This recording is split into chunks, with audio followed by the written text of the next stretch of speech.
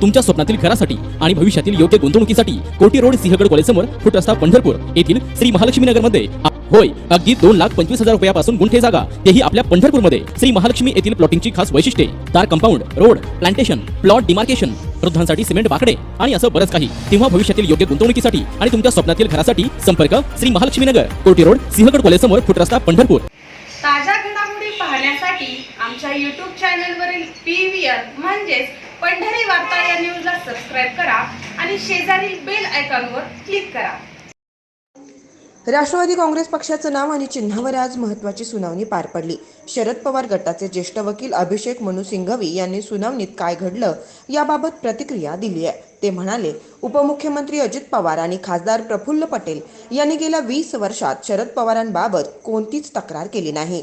पक्षात याआधी कोणताही वाद नसताना अशा प्रकारची सुनावणी होऊ शकत नाही. 1999 ते 2018 पर्यंत पक्ष बनवला, सर्वसंमतीने पक्ष चालला, तोपर्यंत कोणीही बोललं नाही. पहिल्यांदाच 2023 मध्ये आता आरोप केला आहे. राष्ट्रीय अध्यक्षपदाच्या निवडणुकीत अजित पवार स्वतः होते. ते स्वतः समर्थन करत होते.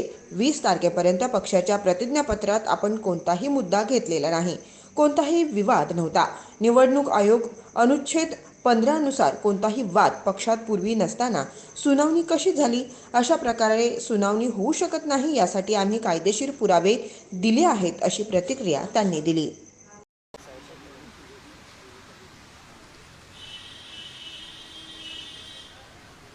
करें शुरू दोस्तों। अभी ये सुनवाई ख़त्म हुई। हम में से कुछ लोग लेट पहुँचे क्योंकि खरगे जी की किताब का विमोचन था। पहली बात जो हमने बताई कि अजीत पवार फैक्शन या ग्रुप के लोगों ने औपचारिक रूप से इंटरव्यू दिए हैं, जिसकी प्रतिलिपि हमारे पास है, जो हमने चुनाव आयोग को दी, जिसमें वो बार बार कह रहे हैं कि इतने दिन लगेंगे और हमारे पक्ष को सुनवाई करने में, इतने दिन लगेंगे और उनके पक्ष को ख़त्म करने में, और इतने दिनों में निर्णय आ जाएगा। इस प्रकार का पूर्वानुमान हमने चुनाव आयोग से कहा घृणात्मक है, भर्त्सना योग्य है, बिल्कुल नहीं होना चाहिए। चुनाव आयोग ने दोनों पक्षों को ये कहा है कि इस प्रकार का प्रिजम्पशसनेस नहीं हो सकती। उन्होंने ये भी प्रत्यारोप लगाया दूसरी तरफ ने कि हम प्रेस कॉन्फ्रेंस करते हैं। हमने स्पष्ट कर दिया कि पवार साहब के साथ हम हमेशा आपको सिर्फ दलील का संक्षेप में विवरण करते हैं, क्या दलीलें थी 1, 2, 3 उसका विवरण करते हैं। हम ना आक्षेप लगाते हैं और न ये कहते हैं कि चुनाव आयोग इतने दिनों में निर्णय देगा, इतने दिनों में नहीं देगा। ये घृणात्मक है, भ्रष्टा योग्य है। और आज चुनाव आयोग ने इस प्रकार की चीज़ के लिए सब लोगों को चेतावनी दी है। दूसरा, मेरे मित्र मिस्टर कामत ने दलील की कि कई उच्चतम न्यायालयों के निर्णयों के आधार पर उन्होंने निर्णय साइट किए, जिसके अंतर्गत हमारा कहना है कि चुनाव जो पार्टी के अंदर चुनाव हुआ है, जो पार्टी का इलेक्शन हुआ है, उसको चुनाव आयोग के समक्ष सिंबल वाली अधिकार क्षेत्र या प्रोसीडिंग में चुनौती नहीं दे सकते। सिंबल प्रोसीडिंग्स में आप इन चीज़ों पे चुनौती नहीं कर सकते कि चुनाव उस पार्टी का सही है या गलत है। ये दलील थी हमारे पक्ष से। तीसरी दलील थी हमारी कि जितने भी चुनाव हुए हैं, जिसकी शुरुआत पिछली हियरिंग पे हुई थी, इस एनसीपी पार्टी में जिसके सर्वोच्च पदाधिकारी श्री शरद पवार जी हैं, उन सब चुनावों में इन्हीं लोगों ने, श्री अजीत पवार ने, श्री प्रफुल्ल पटेल ने, जितने भी ये लोग हैं, इन्होंने पूरी तरह से हिस्सा लिया। कभी कोई विरोध नहीं किया, कभी कोई ऑब्जेक्शन रेज नहीं किया, और इतने वर्षों से, लगभग 20 वर्ष से ज़्यादा चुनाव में भाग लेने के बाद आज ये आरोप प्रत्यारोप लगाना चुनाव आयोग में कि ये चुनाव ही गलत है, न तो ये अनुमति है इस चीज़ की कानून में उच्चतम न्यायालय की, और न वो अपने कॉन्डक्ट से, अपने व्यवहार से कर सकते हैं। और तीसरा, हमको ये भी हमने बताया कि जो संविधान है एनसीपी का, और जो संविधान में जितने भी प्रारूप हैं, जितने भी प्रावधान हैं, किस प्रकार से सभी चुनाव उन संवैधानिक प्रावधानों के अनुसार हुए हैं, उनके उल्लंघन में नहीं हुए। और अंतिम पक्ष जो रखा हमारी तरफ से, ये दलीलों का मैं समक्ष आपके सामने रख रहा हूँ। जो आखिरी रखा वो ये था कि टेस्ट क्या होना चाहिए। इस चीज़ को निर्णय करने के लिए कानूनी टेस्ट क्या होना चाहिए। कानूनी टेस्ट कभी भी सिर्फ विधायिका में इनके नंबर ज़्यादा हैं, मेरे नंबर कम हैं, ये नहीं चलता है। हमने दिखाया कि विधायिका में भी हमारे नंबर ज़्यादा हैं। अगर आप सभी विधायिका लें, महाराष्ट्र की असेंबली, लोकसभा, राज्यसभा इत्यादि इत्यादि। लेकिन दूसरा, सिर्फ विधायिका का टेस्ट ही नहीं है कानून में। उच्चतम न्यायालय ने ये कहा है बार बार कि विधायिका का टेस्ट नहीं है। टेस्ट उतना ही आवश्यक है जो संगठन का टेस्ट होता है, जो संगठन की संख्या का टेस्ट होता है। तो ये 4-5 मुद्दों में हमने रखी है दलील। 4 तारीख को कामत जी समाप्त करेंगे और मैं अपनी बाकी जो बची हुई दलील है उसको रखूँगा।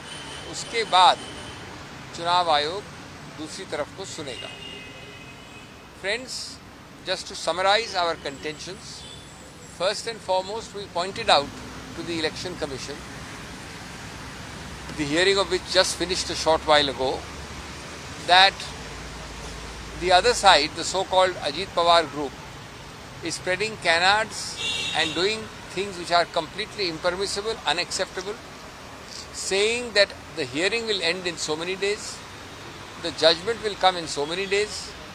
They are being completely presumptuous, completely taking the Election Commission for granted, and we complained about this to the Election Commission. The Commission has warned everybody not to indulge in such activities.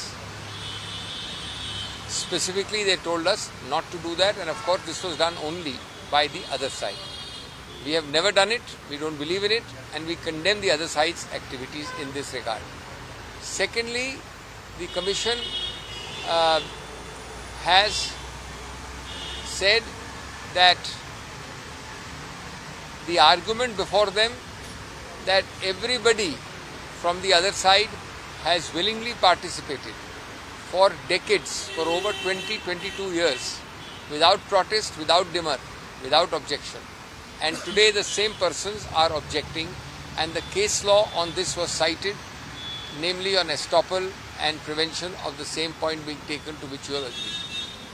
Thirdly, from our side, the principal contention was how the elections to a party cannot be challenged in these symbol Article 15 proceedings. The symbol proceedings have no jurisdiction, we said. This is our contention, I am summarizing. That in that you challenge the elections to a particular party. That is a different jurisdiction, and my colleague cited Supreme Court judgments to show that such a challenge cannot be entertained in a section or an Article 15 proceeding.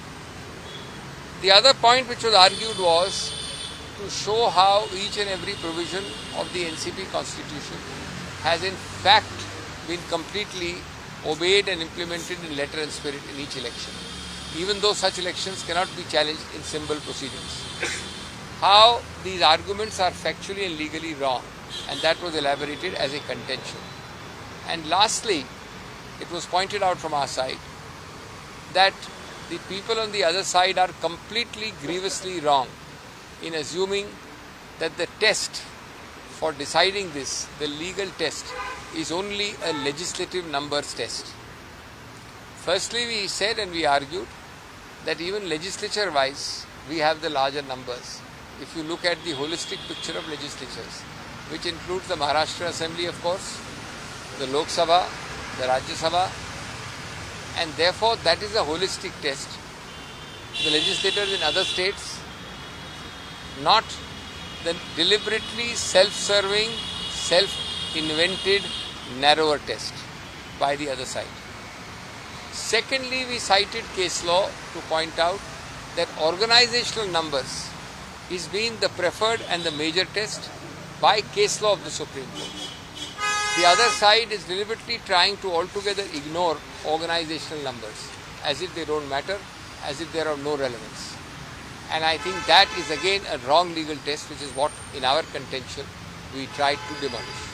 The hearing will continue on Monday the 4th, and after my colleague finishes, I will deal with the other remaining arguments, and our arguments should end around then. Thank you.